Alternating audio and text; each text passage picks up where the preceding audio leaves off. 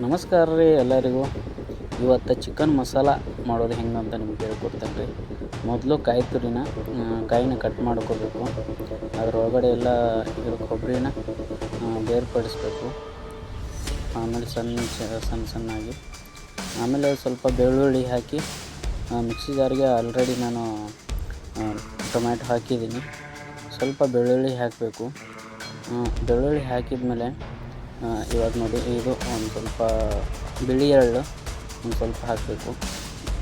ಅದಾದಮೇಲೆ ಎಷ್ಟು ಬೇಕೋ ಅಷ್ಟು ಅರ್ಧ ಸ್ಪೂನು ಇದು ಅರಿಶಿನ ಪುಡಿ ಹಾಕಬೇಕು. ಅರಿಶಿನ ಪುಡಿ ಅರ್ಧ ಸ್ಪೂನ್ ಹಾಕ್ತಾಯಿದ್ದೀವಿ. ಅದಾದಮೇಲೆ ಒಂದು ಸ್ವಲ್ಪ ಏಲಕ್ಕಿ ಆದಮೇಲೆ ಚಕ್ಕೆ ಹಾಕಿ ಸ್ವಲ್ಪ ಒಂದೆರಡು ಇದಷ್ಟು.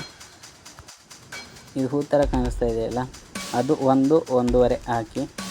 ಅದಾದಮೇಲೆ ಕೊಬ್ಬರಿ ನೀವು ಏನೋ ಕಟ್ ಮಾಡ್ಕೊಂಡು ಇಟ್ಟಿರ್ತೀರಲ್ಲ, ಅದು ಸಣ್ಣಗೆ ಕಟ್ ಮಾಡಿಬಿಟ್ಟು ಇದಕ್ಕೆ ಹಾಕಿ ಮಿಕ್ಸಿ ಜಾರಿಗೆ. ಯಾಕಂದರೆ ಸಣ್ಣಾಗಿ ರುಬ್ಕೋಬೇಕದು, ಒಂದು ಸ್ವಲ್ಪನೂ ಇರಬಾರ್ದು. ಒಂದು ಸ್ವಲ್ಪ ಕೊತ್ತಂಬರಿ ಹಾಕಿ. ಅದಾದಮೇಲೆ ಇವಾಗ ರೆಡಿಯಾಗಿದೆ ನಮ್ಮದು ಮಸಾಲೆ ಎಲ್ಲ. ಈರುಳ್ಳಿ ಸ್ವಲ್ಪ ಕಟ್ ಮಾಡಿಬಿಡಿ.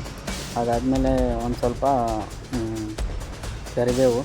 ಒಂದು ಬಾಣಲಿನ ಇದ್ರ ಮೇಲೆ ಸ್ಟೋವ್ ಮೇಲೆ ಇಟ್ಬಿಟ್ಟು ಸ್ವಲ್ಪ ಕಾಯ್ದಾದ್ಮೇಲೆ ಸ್ವಲ್ಪ 2 ಸ್ಪೂನಷ್ಟು ಚಿಕ್ಕ ಸ್ಪೂನಷ್ಟು ಅಡುಗೆ ಎಣ್ಣೆ ಹಾಕಿಬಿಟ್ಟು, ಅದು ಅಡುಗೆ ಎಣ್ಣೆ ಒಂದು ಸ್ವಲ್ಪ ಬಿಸಿ ಆಗೋವರೆಗೂ ವೇಟ್ ಮಾಡಿ.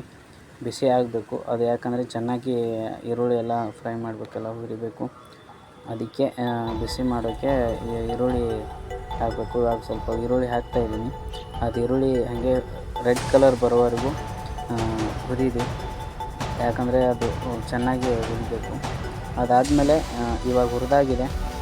ಶುಂಠಿ ಬೆಳ್ಳುಳ್ಳಿ ಪೇಸ್ಟ್ ಒಂದು ಸ್ವಲ್ಪ ಹಾಕಿ. ಶುಂಠಿ ಬೆಳ್ಳುಳ್ಳಿ ಪೇಸ್ಟ್ ಹಾಕಿದ್ಮೇಲೆ ಅದು ಮಿಕ್ಸ್ ಮಾಡಿ ಎಲ್ಲ ಮಿಕ್ಸ್ ಮಾಡಿಕೊಂಡು, ಅದಾದಮೇಲೆ ನಾವು ಇವಾಗೇನು ರುಬ್ಕೊಂಡಿರ್ತೀವಲ್ಲ ಮಸಾಲೆನ, ಅದು ಒಂದು ಸ್ಪೂನಷ್ಟು ಇಲ್ಲ 1.5 ಸ್ಪೂನಷ್ಟು ಹಾಕಿಬಿಡಿ.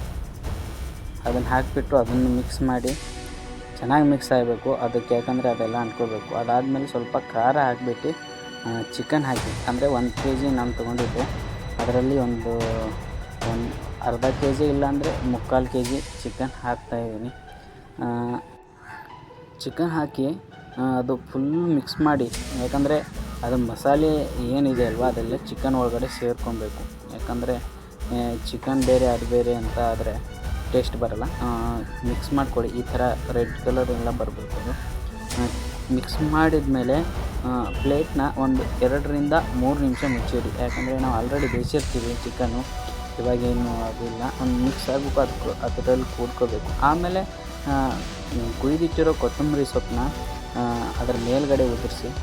ಅದ್ರ ಮೇಲ್ಗಡೆ ಎಲ್ಲ ಉದುರಿಸ್ಮೇಲೆ ಅದ್ರ ಮೇಲೇ ಒಂದು 2 ನಿಮಿಷ ಮತ್ತೆ ಬೇಯಕ್ಕೆ ಬಿಡಬೇಕು. ಯಾಕಂದರೆ ಅದು ಕೊತ್ತಂಬರಿ ಸೊಪ್ಪುದು ಅದರಲ್ಲಿ ಕೂಡ್ಕೋಬೇಕು. ನೋಡಿ ಈ ಥರ ಆಗಿದೆ, ನೀವು ಟ್ರೈ ಮಾಡಿ.